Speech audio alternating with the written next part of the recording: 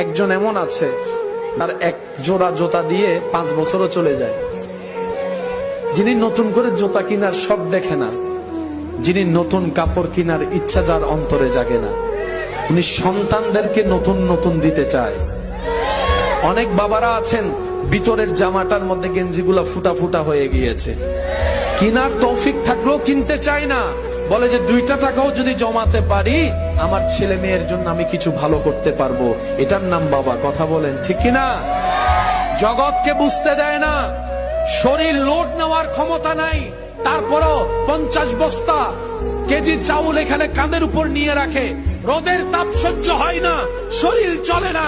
যখন শরীর জবাব দিয়ে দেয় তখন মন থেকে শরীরকে শুনায়, তুই যদি থেমে যাস ঘরে তো বাজার যাবে না, তুই যদি থেমে যাস বাসা ভাড়ার বিল তো দেওয়া হবে না, তুই যদি আজকে থেমে যাস সন্তানের মুখে তো খাবার যাবে না।